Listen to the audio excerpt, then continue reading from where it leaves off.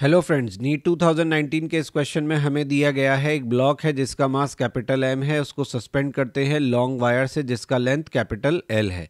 Length of wire हो जाता है L plus small L. Elastic potential energy stored in the extended wire हमसे पूछा गया है। वंस अगेन मैंने आपको जैसा कि कहा, हमने पहला क्वेश्चन देखा था ग्रेविटेशनल पोटेंशियल एनर्जी पर बेस्ड, ये है इलास्टिक पोटेंशियल एनर्जी पर बेस्ड। अब हम चाहें तो इसको प्रॉपर्टीज ऑफ मैटर या इलास्टिसिटी में भी डिस्कस कर सकते हैं, बट वंस अगेन मुझे लगता है यहाँ पोटेंशियल एनर्जी का डिस्कशन आया है तो एक फॉर्मूले के पीछे इसको छोड़ना सही बात नहीं होगी। तो यहाँ पर हमें क्या दिया हुआ है, हमें इनिशियल लेंथ दिया हुआ है। इनिशियल लेंथ ऑफ वायर जो है वो है आपका कैपिटल एल और फाइनल लेंथ ऑफ वायर आपका हो जाता है capital L plus small L. आपसे potential energy stored in the extended wire पूछा है और ब्लॉक जो आपने लटकाया है उसका मास आपको दिया है कैपिटल एम। तो हमें पता होना चाहिए कि इलास्टिक पोटेंशियल एनर्जी का फॉर्मूला क्या होता है।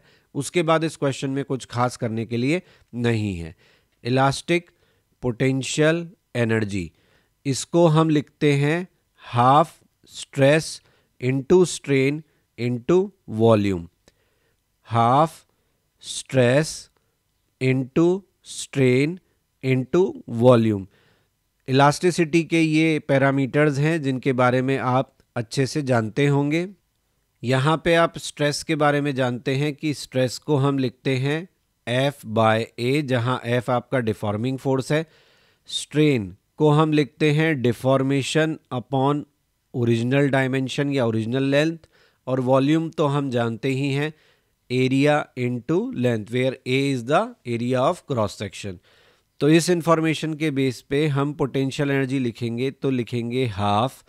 यहाँ पे डिफॉर्मेशन क्यों हुआ, mg के कारण, क्योंकि mg वेट वायर पे लगा। तो स्ट्रेस को हम लिख सकते हैं mg बाय ए। स्ट्रेन को हम क्या लिखेंगे, तो फाइनल लेंथ है l plus small L. Initial length था capital L divided by capital L.